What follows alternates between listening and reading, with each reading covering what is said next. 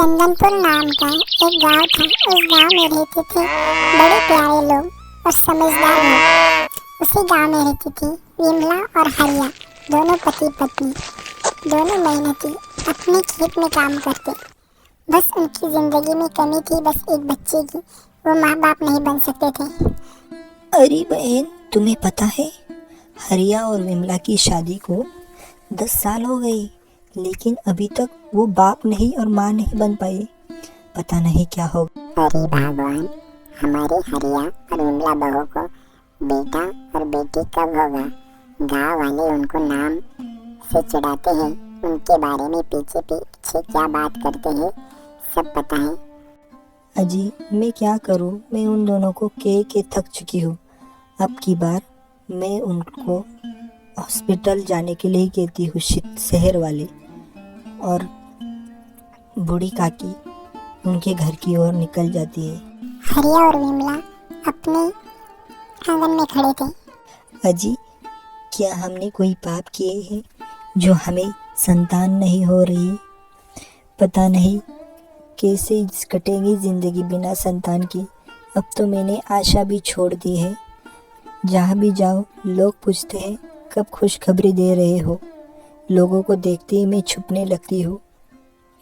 विमला, तुम चिंता मत करो, कुछ ना कुछ हम जल्दी ही करेंगे। लोगों को क्या है, लोगों को बस दूसरे के बारे में बातें करने में मजा आता है। वो तो हमारी जिंदगी का मजाक ही उड़ा रहे होंगे, लेकिन हम जानते हैं हम पे क्या बीत रही है। हम जरूर संतान सुख मिलेगा। हम शहर के किसी बड़े हॉस्पिटल में जाकर दिखाएंगे। मैंने सुना है वहाँ पे कई लोग माँ बाप बने हैं। हम भी जल्दी ही जाएंगे। अभी वहाँ पे बिरजू की काकी आ जाती है। काकी जी, आप यहाँ? काका जी की तबीयत तो ठीक है ना? आप अचानक यहाँ कैसे? काका जी की तबीयत तो ठीक है बेटा, लेकिन मैं तुम्हारे लिए आई हूँ, तुम दोनों के लिए।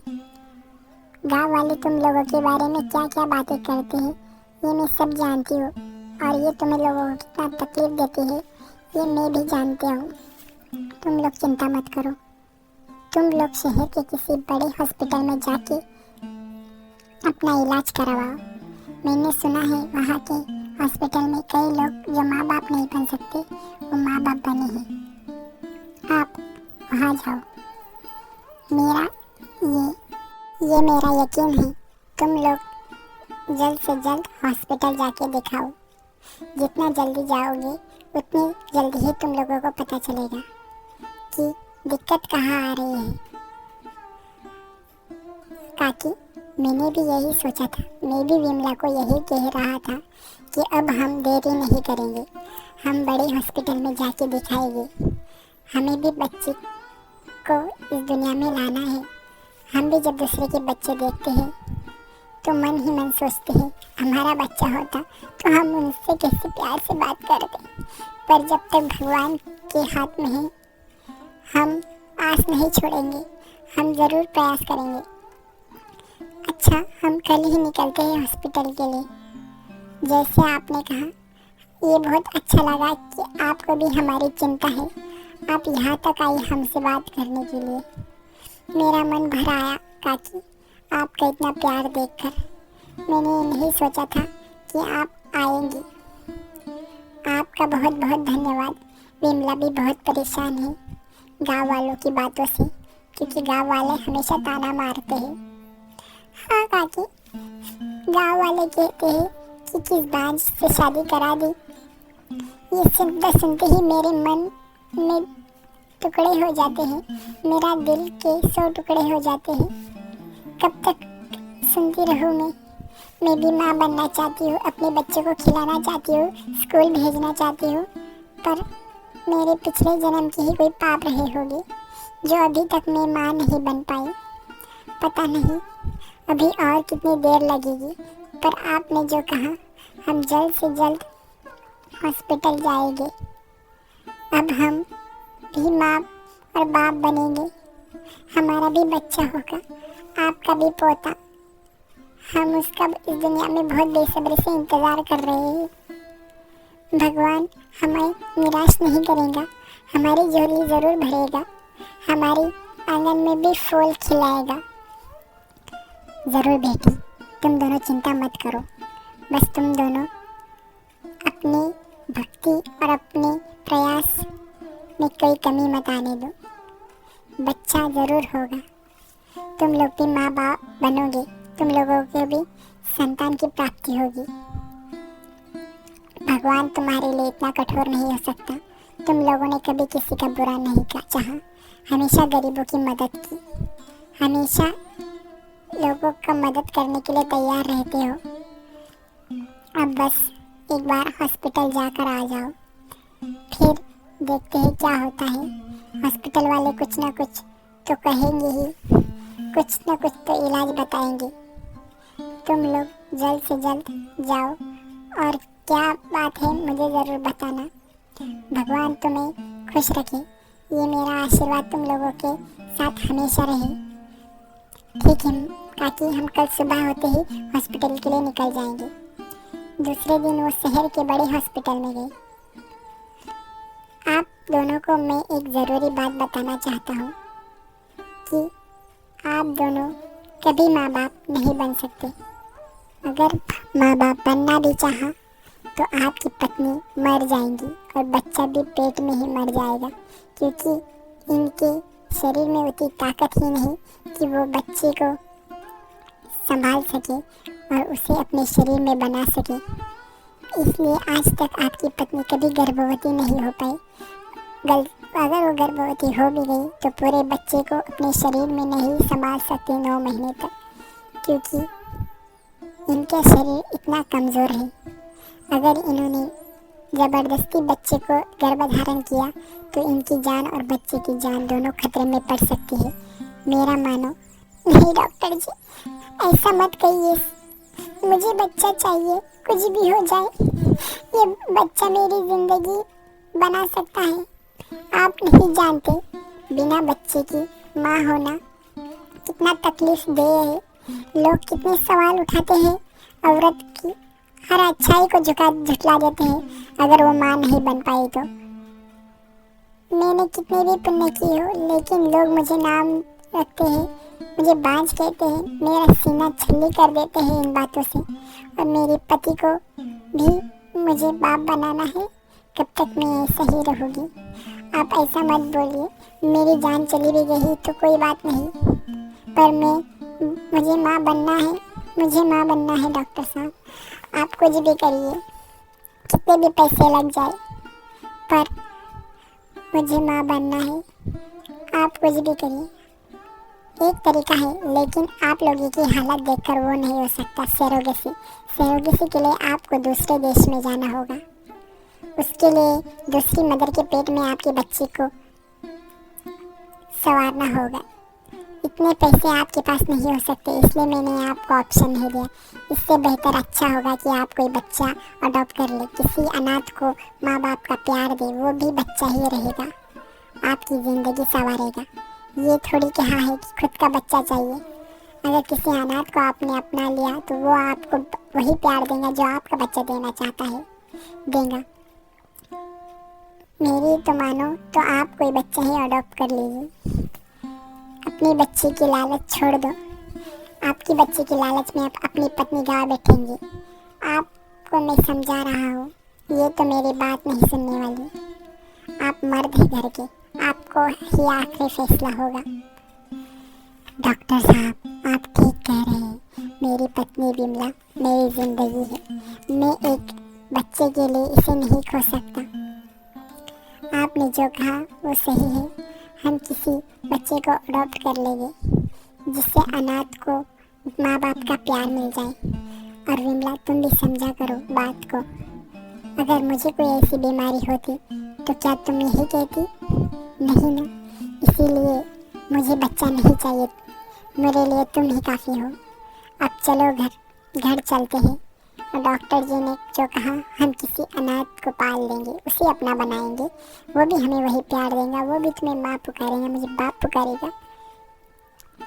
चलो अब आंसू मत गिराओ, तुम्हारी तबीयत खराब हो जाएगी। हमने बहुत दुख सहा है, आगे भी ज़िंदगी में सह लेंगे। चलो हमारी ट्रेन का वक्त हो रहा है। दोनों रेलवे स्टेशन पे आकर खड़े होते हैं। विमला, मैंने तुम्हें समझाया ना, मेरे लिए बच्चा मायने नहीं रखता, तुम मायने रखती हो। कितनी बार समझाऊं तुम्हें मैं? मुझे बच्चा नहीं चाहिए। तुम हमेशा यही बात पर मुझे अच्छा नहीं लगता जब तुम रोती हो, क्योंकि तुम्हारे आंसू मुझसे देखे नहीं जाते। एक बच्चे के लिए जो इस दुनिया में है ही नहीं, उसके लिए क्या रोना? हम दोनों एक दूसरे के लिए काफ़ी है।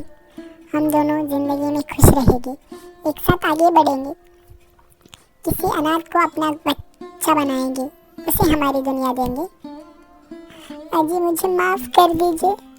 गांव की औरतें और मेरे रिश्तेदार मुझसे बस यही पूछते हैं, आप तो कितने अच्छे पति हैं, लेकिन मैं आपको एक बच्चा नहीं दे सकती।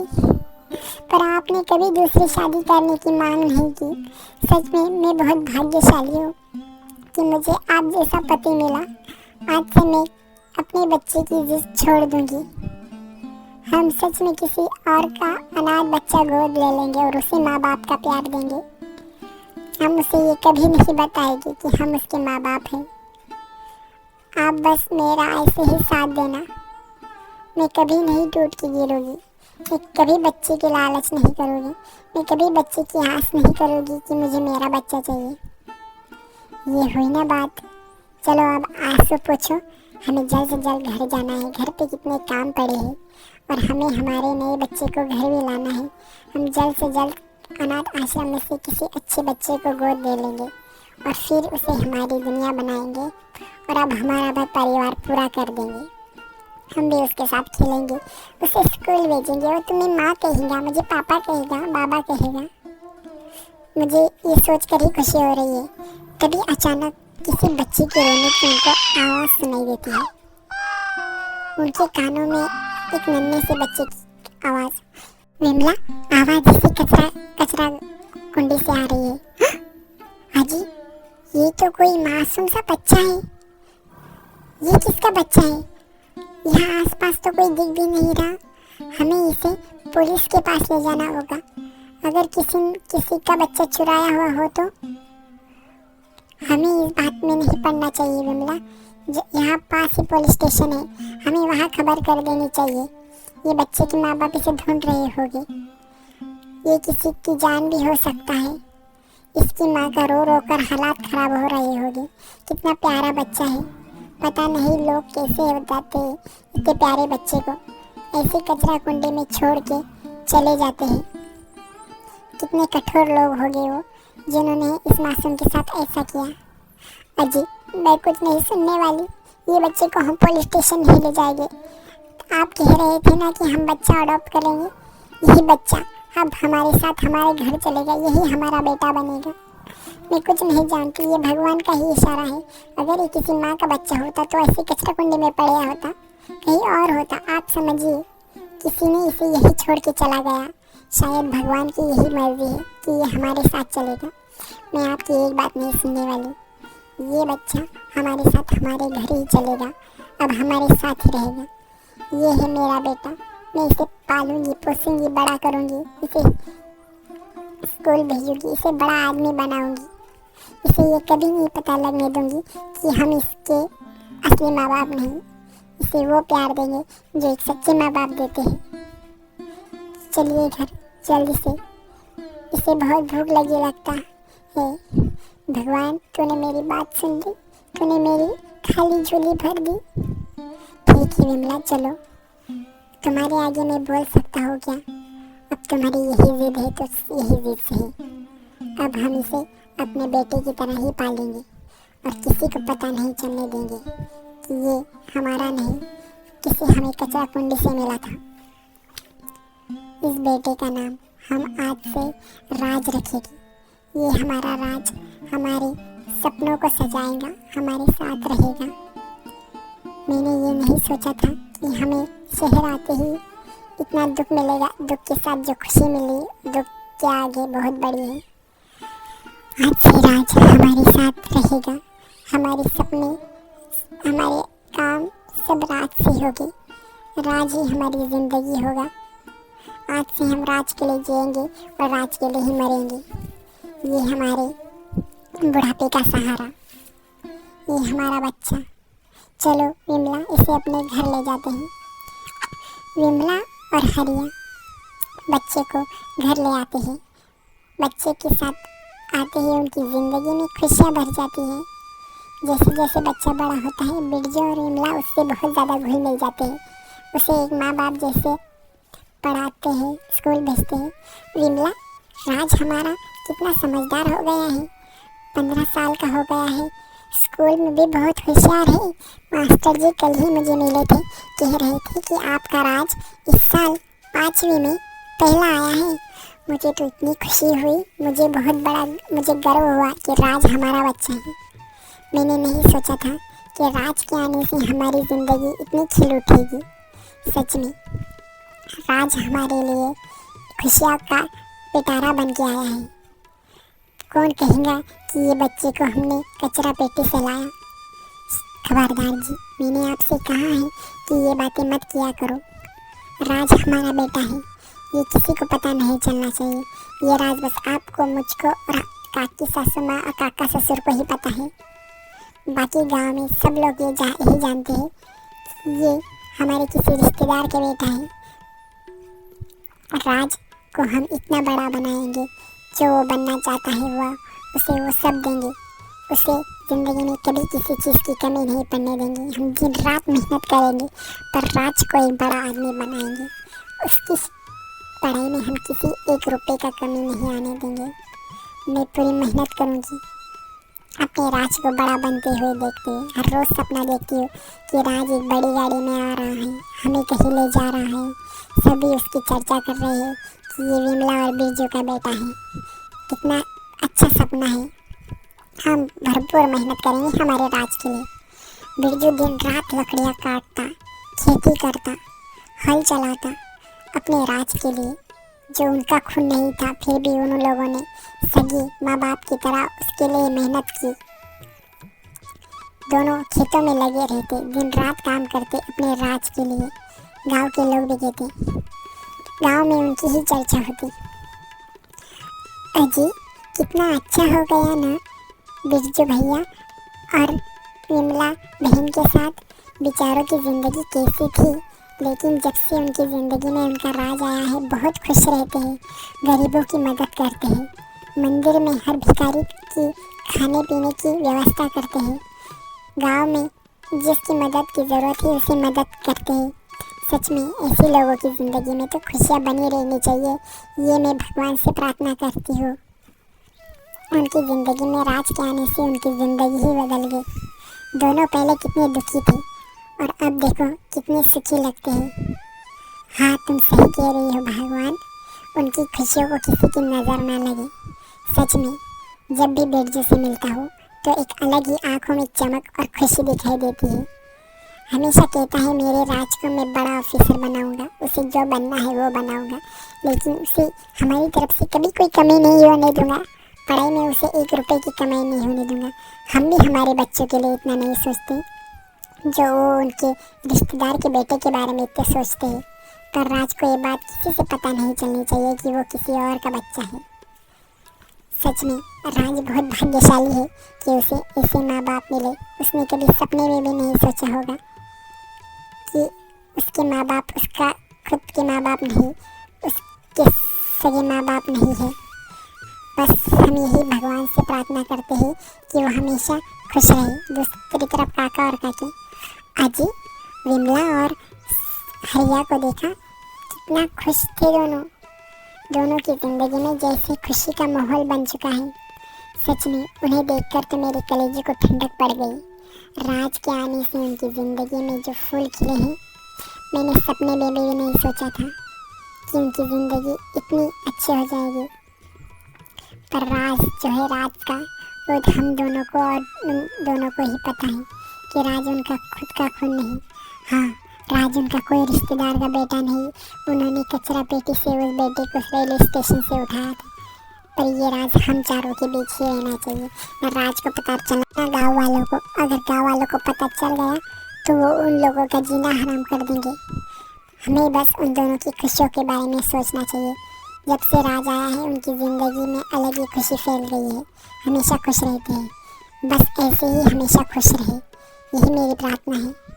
ऐसे करते करते 15 साल बीत गए। राज अब जवान हो चुका था और विमला और हरिया उसे बहुत प्यार करते थे। बेटा राज, अब तुम जवान हो चुकी हो, अब तुम्हें अपनी पढ़ाई सोचनी चाहिए। तुम्हारा कॉलेज हो गया बेटा, तुम आगे जहाँ भी पढ़ना चाहते हो हमने तुम्हारे लिए सब पैसे जमा कर रखे हैं। तुम बाहर जाके पढ़ना चाहते हो उसमें भी कोई दिक्कत नहीं, क्योंकि हमने तुम्हारे लिए ज़िंदगी भर मेहनत की कमाई तुम्हारे लिए बचा के रखी है। बस तुम बताओ बेटा, तुम कहाँ जाके पढ़ना चाहते हो? अपने ही देश या विदेश में? तुम बाहर देश में भी पढ़ना चाहते हो तो कोई बात नहीं, हमने इतने पैसे भी जमा कर रखे। अगर कम पड़ गए तो हम तुम्हारे लिए अपनी खेती बेच देंगे। तुम ही हमारी ज़िंदगी का असली धन हो बेटा। बस तुम हुक्म करो, तुम्हें क्या चाहिए, तुम्हें कब क्या लगे बस हमें बता देना। हम तुम्हें कभी क्या माँ? पढ़ाई पढ़ाई पढ़ाई, मेरा सिर दुख गया है इस पढ़ाई से माँ। मुझे अब और पढ़ाई नहीं करनी। आप दोनों मुझे अपने सपने मुझ पर मत थोपे। मुझे अब अपनी लाइफ एंजॉय करनी है। ये खेती और पैसे आपने जो कमा के रख लिए, क्या मेरी ज़िंदगी भर यही करता रहूँ, इसके पीछे ही भागता रहो? नहीं नहीं, मुझे पढ़ाई वगैरह में कोई इंटरेस्ट नहीं है। था मैं होशियार स्कूल में, लेकिन अब नहीं, मुझे अब बिल्कुल ज़रूरत नहीं है। आप लोगों ने कमा के रखा है ना, तो मुझे ज़रूरत नहीं। अब मैं एंजॉय करूँगा, अपने दोस्तों के साथ घूमूंगा फिरूँगा और ऐश करूँगा। आप बस मेरी ज़िंदगी में टांग मत अड़ाइए और मुझे पीछे पढ़ाई का रोना मत रोइए। मुझे कोई पढ़ाई नहीं करनी, कर ली मैंने। अब मेरा ग्रेजुएशन हो चुका है, अब मैं आगे बिल्कुल नहीं पढ़ना चाहता। मैं बस अपनी लाइफ जीना चाहता हूँ, वो भी एंजॉय करना चाहता हूँ। मेरे दोस्त अब कोई आगे नहीं पढ़ रहा। ये तुम क्या कह रहे हो बेटा? उन आवारों लड़कों के साथ रहना बंद कर दो, उनका कोई भविष्य नहीं है। हमने तुम्हारे भविष्य के लिए पाई पाई जमा करके रखी है।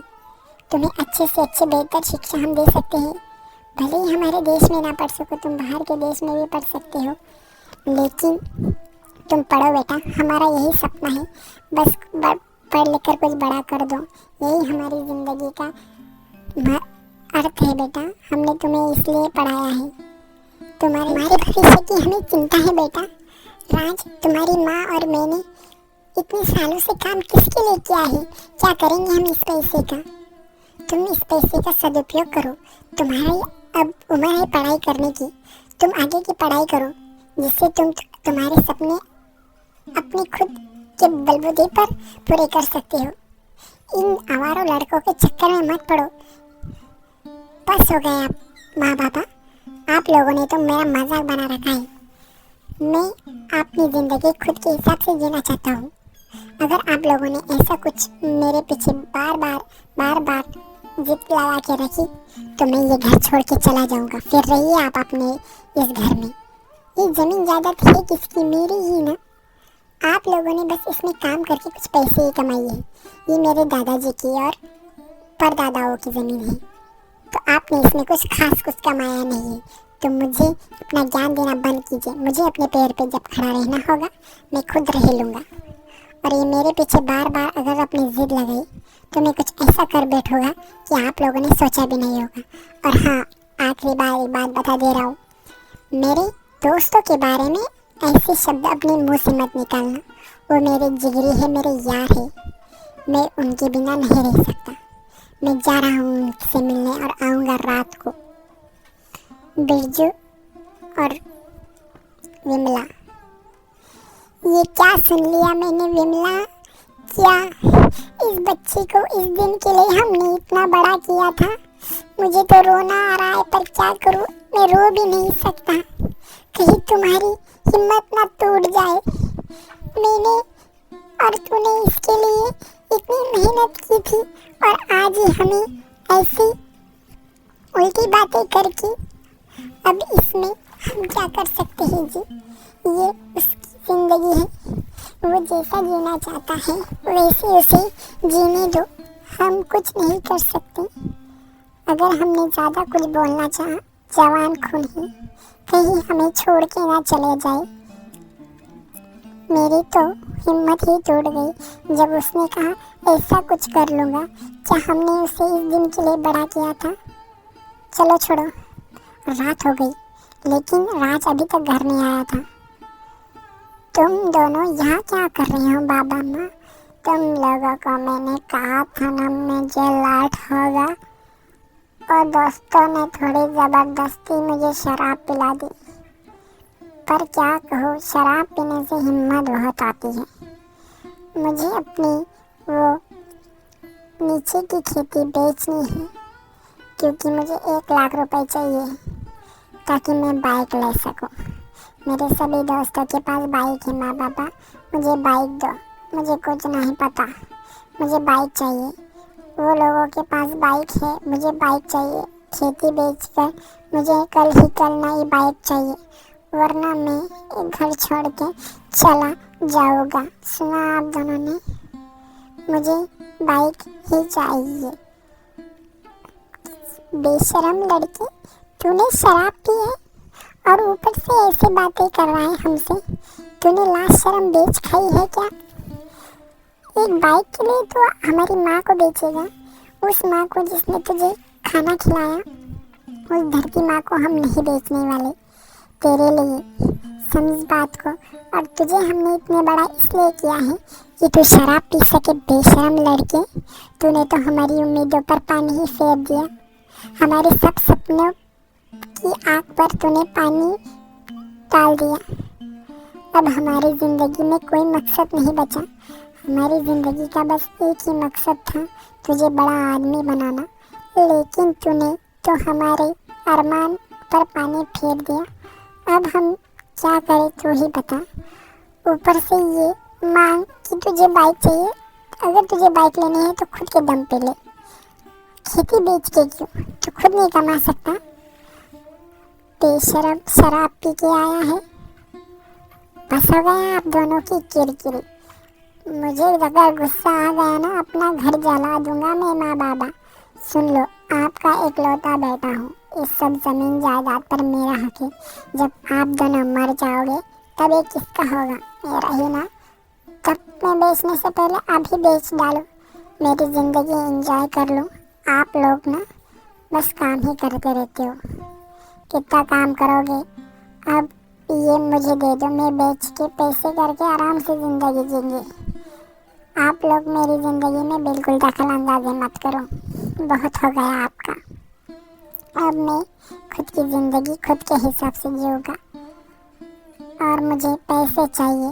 अगर आप लोगों ने पैसे नहीं दिए तो मैं सब गांव में बता दूंगा कि आप लोग मुझे पैसे नहीं देते और मैं अपने घर को जला के राख कर दूंगा। बेशरम, तुझे बचपन में कभी मैंने हाथ नहीं उठाया, आज तूने ये दिन दिखाया तो माँ से ऐसे बदतमीजी से बात कर रहा है। तुझे किसने सिखाया? बरोबर ये उन आवारों लड़कों के साथ रहने का नतीजा है। मैंने कहा था तुझे उनके साथ मत रहे। तूने उनके साथ शराब पीना तो सीख लिया, लेकिन माँ बाप की बदतमीजी करना तो कहाँ से सीखा? तू तो ऐसा था, ऐसा नहीं था राज। तू ऐसा कब बन गया? हमारा संस्कारों का तुझ पे कुछ असर नहीं रहा जो तू ऐसी बातें कर रहा है पागलों जैसी कि खेत बेच दो। हम कोई खेत बेचने वाले नहीं, ये हमारे पूर्वजों की निशानी है और तेरे लिए बेचे।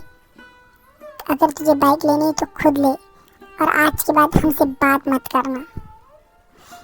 अरे भगवान, तुमने सुना?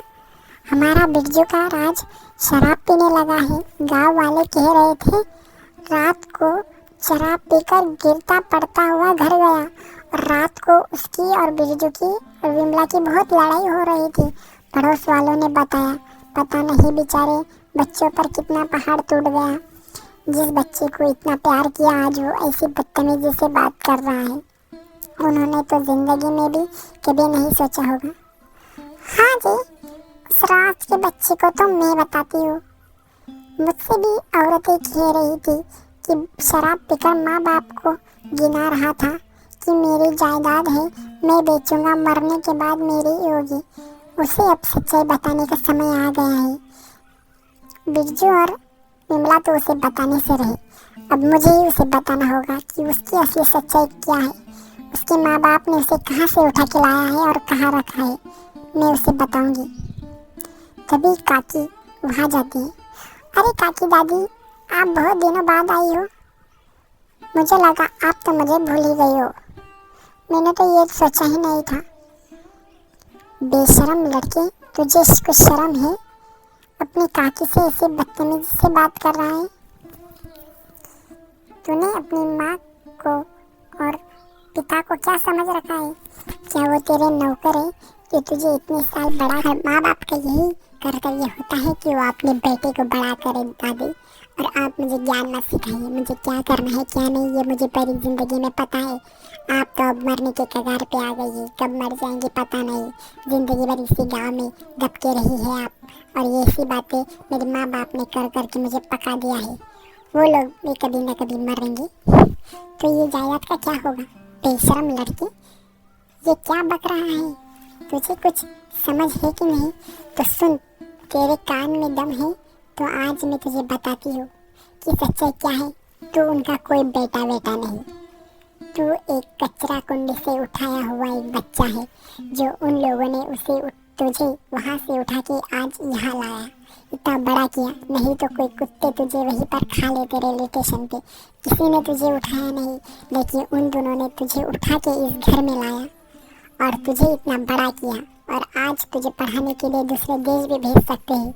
इतनी मेहनत की और तूने उसका क्या सिला दिया? तू उन्हें मक्कार कह रहा है, उनके मरने की याद देख रहा है, राह देख रहा है। तुझे अक्ल है? तुझ जैसा बेशरम लड़का मैंने आज तक नहीं देखा। ये सुन के राज रोने लगा फुट फुट के। ये सच है दादी माँ? क्या मैं सच में कचरा कुंडी से उठाया हुआ हूँ? अगर ये बात सच है तो मैंने बहुत बड़ी गलती की है अपनी जिंदगी की। उन दोनों को इतनी तकलीफ दी। नहीं, अब मैं ऐसा नहीं करूँगा। उन लोगों ने मुझे कचरा कुंडी से उठा कर लाकर इतना बड़ा किया, इतनी पढ़ाई कराई और मुझसे बस इतनी सी आस रखी कि मैं एक बड़ा आदमी बनूं। पर मैंने उनके सपनों पे पानी फेर दिया। मैंने उन्हें उल्टा जवाब दिया। ये मेरे कर्मों की फल है। मैं आपसे वादा करता हूँ दादी माँ कि मैं अब कुछ ऐसा बड़ा करके दिखाऊंगा कि उनका नाम रोशन करूँगा। गांव में हर कोई उनका नाम लेगा।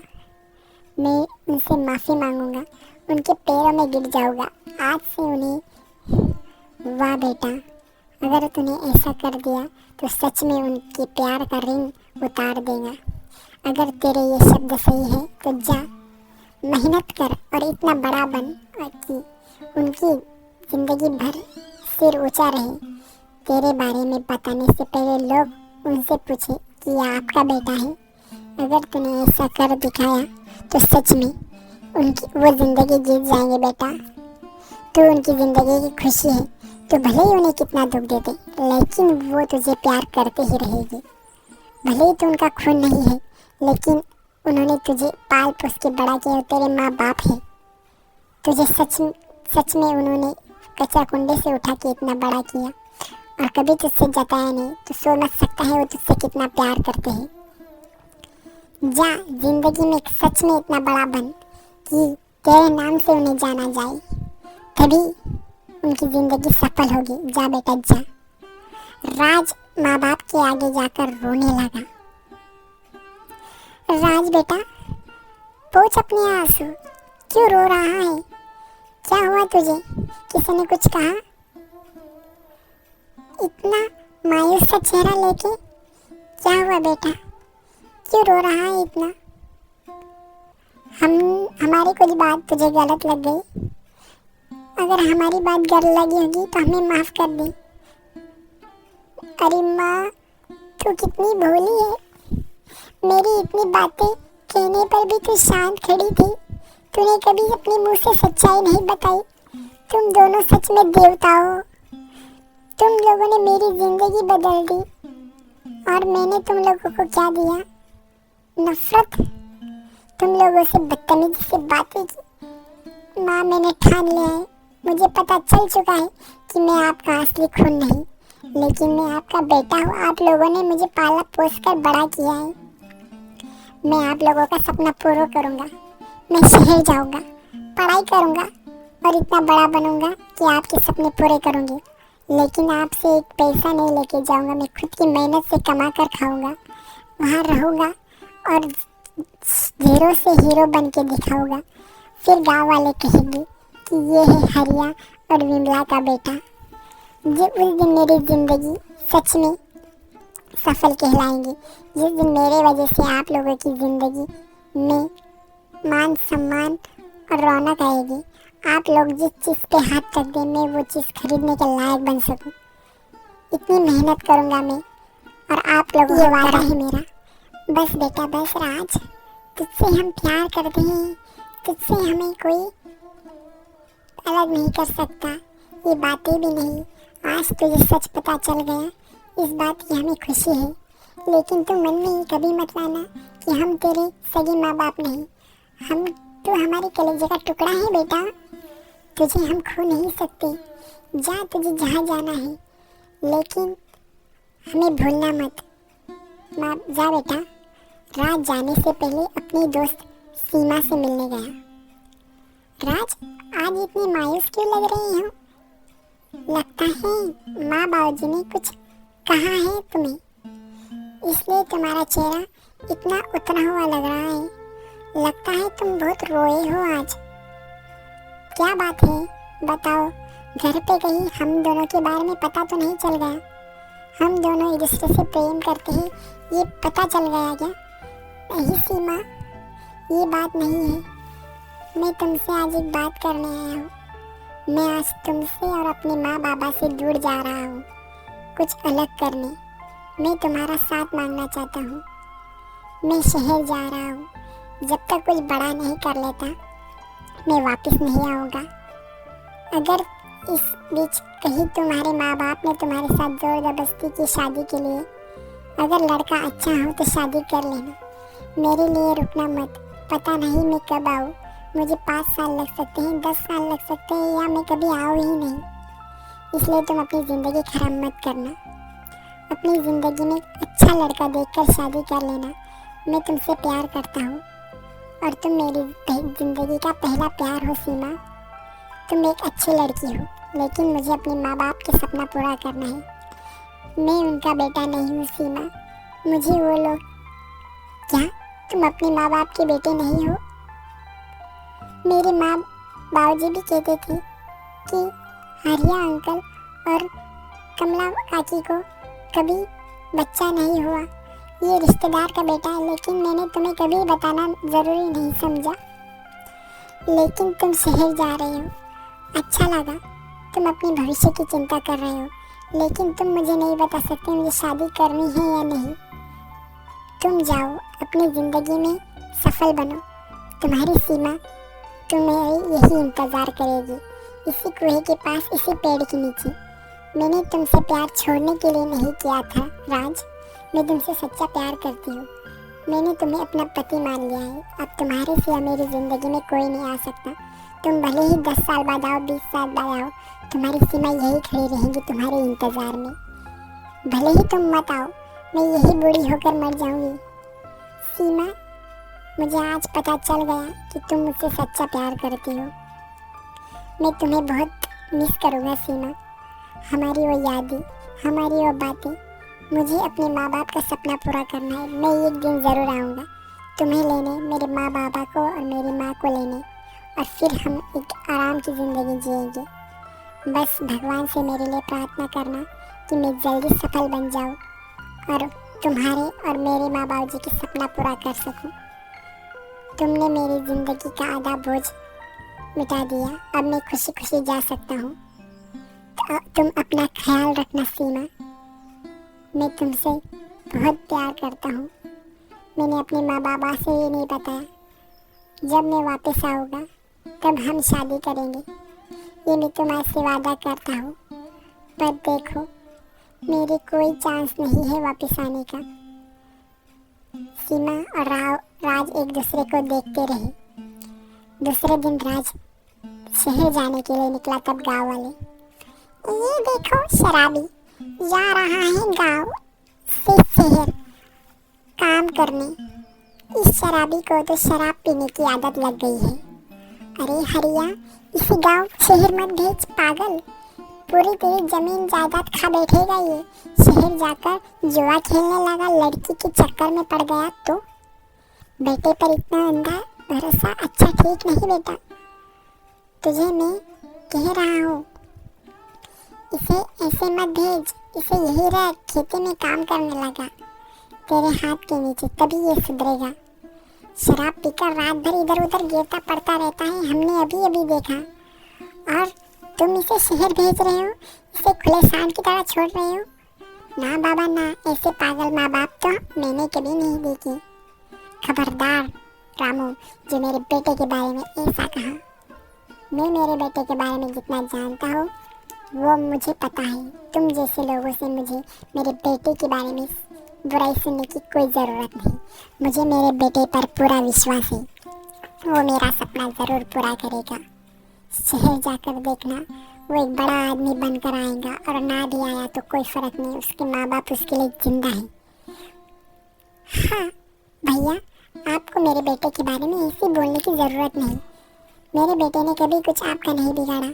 अब वो एक ज़िंदगी की शुरुआत करने जा रहा है तो आप बीच में क्यों टोक रहे हो? अपने काम से मतलब रखो, और मेरे राज के बारे में ऐसा मत बोलो, उसका मन मत दुखाओ। हम जानते हैं हमारा राज कैसा है और कैसा नहीं। हमें बाहर के लोगों से सुनने की कोई ज़रूरत नहीं कि हमारे राज कैसा है। हमारे राज पे हमें विश्वास है। देखो भाई, चोर के हाथ में पैसे दो, लेकिन अपने बेटे के बच्चे के हाथ में नहीं।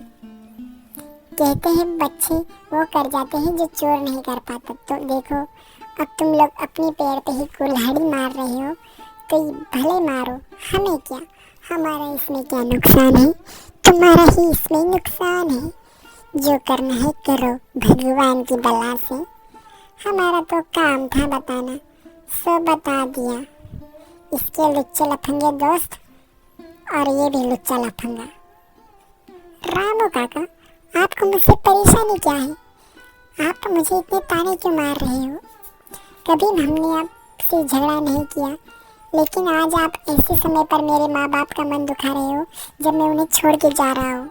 मैं आपसे वादा करता हूँ मैं ज़रूर आऊँगा। भले मैं सफल ना हुआ, लेकिन मैं आपसे ज़िंदगी में एक बार ज़रूर मिलना चाहूँगा। तब मैं आपसे सवाल पूछूँगा। अभी मैं चलता हूँ, मुझे देर हो रहा है।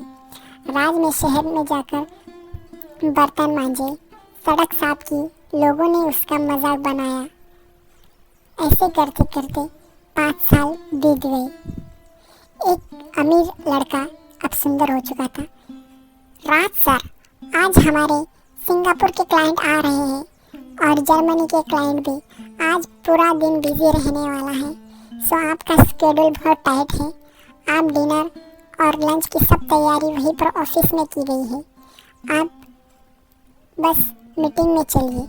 आज की मीटिंग बहुत ज़रूरी है। अगर ये मीटिंग नहीं हुई तो अरे विवेक, तुम चिंता मत करो, मीटिंग तो होती रहेगी, लेकिन आज 5 साल बीत गए। आज की मीटिंग जो भी है सब कैंसिल कर दो। आज कोई मीटिंग नहीं होगी। आज हमें एक गांव जाना है, मेरे अपने गांव, जहाँ पे मेरे बहुत से लोग मेरे इंतज़ार कर रहे हैं। सर, लेकिन अगर आज हमने मीटिंग ज्वाइन नहीं की तो हमारा करोड़ों का नुकसान हो जाएगा। आपका इस मीटिंग में जाना बहुत ज़्यादा ज़रूरी है। ये मीटिंग बहुत इम्पोर्टेंट है सर। राज सर, आप ऐसा नहीं कर सकते। स्पेशली सिंगापुर और जर्मनी से जो लोग आए हैं वो आगे 6 महीने तक नहीं आ सकते। हमारी कंपनी लॉस में जा सकती है। जो आपने मुकाम हासिल किया है, आई नो प्रथम, बट फैमिली पहले आती है। मैंने जो इस सब के लिए कमाया है, आज मुझे उनसे मिलने जाना है। वो मेरे गांव में राह देख रहे होंगे, पता नहीं लोगों ने उन्हें कितने ताने दिए होंगे। आज राज वो ब्रांड बन चुका है जो शहर में सभी उसे पहचानते हैं। ऐसे क्लाइंट जाने से हमें कुछ फ़र्क नहीं पड़ता। एक क्लाइंट जाएंगे तो कल हज़ारों क्लाइंट हमारे साथ रेडी, डील करने के लिए रेडी है। गाड़ी निकालो, हमें गांव में जाना है। दूसरी तरफ फिर उसे माँ बाप की ताने, अरे देखो भाइयों, 5 साल हो गया, इनका बेटा बहुत हेकड़ी में गया था कि हम जीवन में सक्सेसफुल बनना है। यहाँ माँ बाप के हाथ पैर छिल गए खेत में काम कर करके, पर बेटा पता नहीं शहर में क्या लड़कियों के साथ घूम रहा होगा या पड़ा होगा किसी नाली में दारू पीकर, और हमें ज्ञान दे रहे थे कि हमारे बेटे के बारे में ऐसा मत बोलो। हमें हमारे बेटे पे पूरा विश्वास है रामू भैया, लेकिन आप आज हद पार कर रहे हो। देखो, मैंने आपको हमेशा भैया और इज्जत से बात की है, लेकिन मेरे राज के बारे में आप हमेशा गलत बोलते हो। आपका बेटा क्या करता है? गांव की कितनी लड़कियों को छेड़ता हुआ पकड़ा गया है, लोगों ने उन्हें मारा है। और हाँ, तुम्हारी बीवी पता है कितने चक्कर है उसके। अगर हमारा मुंह खोलने पाए तो तुम्हारी पूरी इज्जत की धज्जियां उड़ा सकते हैं हम, लेकिन हम तुम्हारे मुंह नहीं लगना चाहते।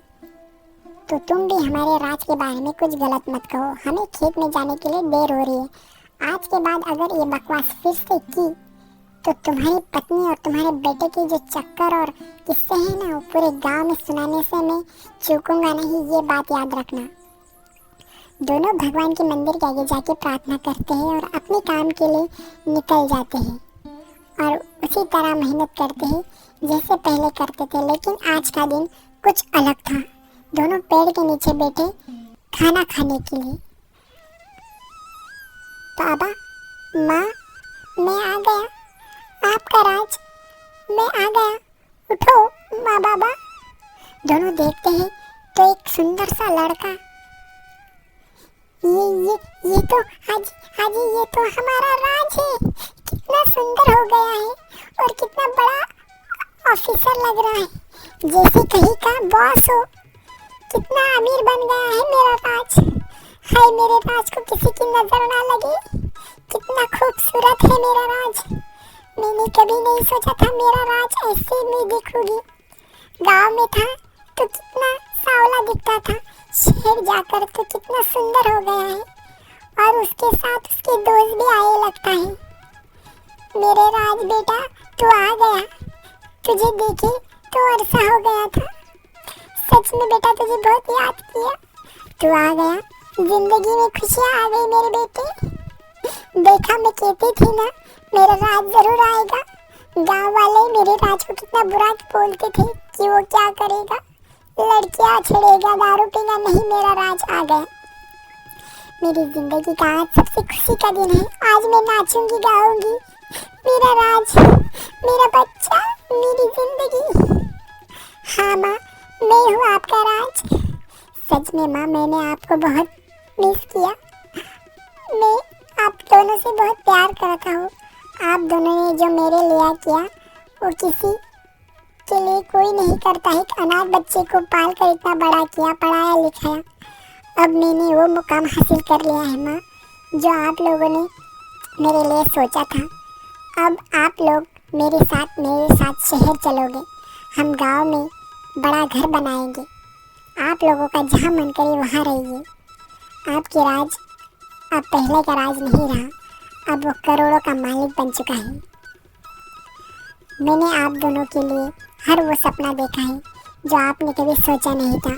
आप दोनों को मैं पूरे देश में घुमाऊंगा, अलग अलग देश में, जो आप लोगों ने कभी सोचा नहीं था। आपको 4 धाम की यात्रा कराऊंगा। वाह मेरे बेटे वाह। देखो गाँव वालों, तुम लोग कहते थे ना कि मेरा बेटा वहाँ पे लड़कियाँ छेड़ेगा। ये देखो, ये है मेरा राज, जिसका नाम शहर में गूंजता है, और ये उसके दोस्त जो उसके साथ आए हैं। मेरे राज ने सच में तरक्की कर ली बेटा। तूने सच में आज हमारा नाम गर्व से ऊंचा कर दिया। हमने कभी नहीं सोचा था। सर, आपका बेटा हमारा बॉस है, हमारा दोस्त नहीं। हम उसके यहाँ काम करते हैं, और आपका बेटा कोई मामूली नहीं, एक बिजनेसमैन बन चुका है, जिसकी करोड़ों की संपत्ति है, जो सिर्फ आप दोनों के नाम से शुरू की है उसने। विमला एम्पायर्स, बिरजू कंपनी, इतनी बड़ी बड़ी कंपनी आपने सोचा भी नहीं होगा। आपका बेटे की एक मीटिंग के लिए लाखों करोड़ों देने के लिए तैयार है। क्या मेरे बेटे ने मेरा नाम इतना रोशन कर दिया? भगवान, सच में जब तूने हमें बच्चा नहीं दिया तो हम शिकायत करते थे, लेकिन एक ऐसा बेटा दे दिया जिसने हमारी ज़िंदगी भर कभी इज्जत कम नहीं होने दी। सच में बेटा राज, आज इतना गर्व महसूस हो रहा है कि तू मेरा बेटा है। सच में नहीं माँ बाबू जी, आप दोनों ने ही मेरी ज़िंदगी संवारी है। अब आप दोनों को मैं कभी अकेला नहीं छोड़ के जाऊँगा और मैं आप लोगों के साथ ही रहूँगा। शहर रहने के लिए आपको लेने आया हूँ, अब हम वहीं रहेंगे। हम गांव में तुम्हारे लिए एक बड़ा घर बनाएंगे माँ बाबू जी। इस खेती के लिए लोग रखेंगे। अब तुम लोगों की ज़िंदगी खुशी से कटेगी। मुझे एक काम याद आया।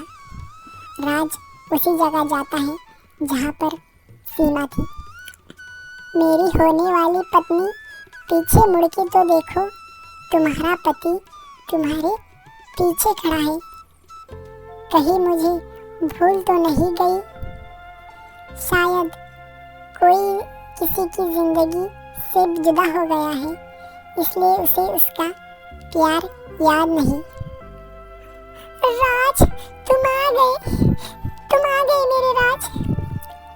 सीमा अपना नाम लेना भूल सकती है, लेकिन राज तुम्हारा नहीं। हर दिन मैं तुम्हारा नाम लेती थी। मुझे पता था तुम ज़रूर आओगे। मैंने तुम्हारी खुशबू से ही तुम्हें पहचान लिया था। सच में राज, तुमने तो ज़िंदगी ही बदल दी अपने माँ बाबूजी की। हर कोई गांव में बस तुम्हारा ही चर्चा कर रहा है। तुम्हारी गाड़ियाँ जो गांव में खड़ी है, हम मेरी नहीं हमारी सीमा। हमने ज़िंदगी में बहुत दुख देखे। अब तुम और मैं शादी करके एक खुशहाल ज़िंदगी जिएगी। तुम, मैं, माँ बाबूजी, हम चारों ज़िंदगी का मज़े लेंगे। मैंने हम तीनों के लिए ही ये सब कमाया है। अब हम शहर और गाँव दोनों में रहेंगे। बस अब तुम्हें मेरी ज़िंदगी में एक छोटी सी नौकरी करनी है, मेरी पत्नी की, और फिर हमारी ज़िंदगी खुशियों से भर जाएगी। और एक अनाथ लड़का ने कैसे करोड़ों का पैसा बनाया, ये लोग पूछेंगे तो तुम जवाब देना कि वो लड़का मेरा पति है, जिसके साथ मैं खड़ी थी। तुम्हारी सपोर्ट के बिना मैं कुछ नहीं कर सकता था सीमा। जब तुमने बात कही कि तुम मेरे लिए रुकोगी, उसी दिन मैं जीत गया था। सच में एक लड़की ही एक लड़के के सक्सेसफुल होने के पीछे होती है, और वो तुम हो और मेरे माँ बाबूजी हैं। बस राजपच, ये तो तुम्हारा बड़प्पन है कि तुमने मुझे इतना मान दिया, लेकिन सच में मेहनत तो तुमने की। तुमने शहर में रहकर इतना बड़ा मुकाम हासिल किया। मैं बहुत खुश हूँ। अब हम ज़िंदगी साथ में बिताएंगे, साथ में रहेंगे। मैंने तुम्हें बहुत याद किया। मेरे बाबूजी हमेशा मुझसे कहते थे कि वो नहीं आने वाला, पर मैंने बाबूजी से कहा मैं ऐसे ही बूढ़ी हो जाऊंगी, लेकिन किसी और से शादी नहीं करूंगी, क्योंकि मुझे तुम पे विश्वास था राज। और आज तुमने वो कर दिखाया जो हर कोई नहीं कर सकता। I am proud of you Raj, I am proud of you. I am really lucky to have you in my life. सच में राज, मुझे आज बहुत ज़्यादा खुशी हो रही है। मेरे आज पैर ज़मीन पे नहीं रुक रहे। तुम मेरी ज़िंदगी का वो हिस्सा थे जिसे मैं छोड़ नहीं सकती थी। सीमा, तुम भी मेरी ज़िंदगी का वही हिस्सा बन चुकी हो। अब हमारी ज़िंदगी में दुखों की कोई जगह नहीं। अब बस खुशियाँ ही खुशियाँ होगी, और हम ज़िंदगी बड़े आराम से कटेंगे और ज़िंदगी जिएंगे। बस तुम मेरा साथ देना, और हम एक दूसरे के साथ चलते चलते ये ज़िंदगी जी लेंगे, और हम हमेशा एक दूसरे के साथ ही रहेंगे। सच में मेरी ज़िंदगी तुम और मेरे बाबूजी ने के बिना अधूरी थी। पैसे थे लेकिन तुम लोग नहीं थे तो कुछ अधूरा लगता था।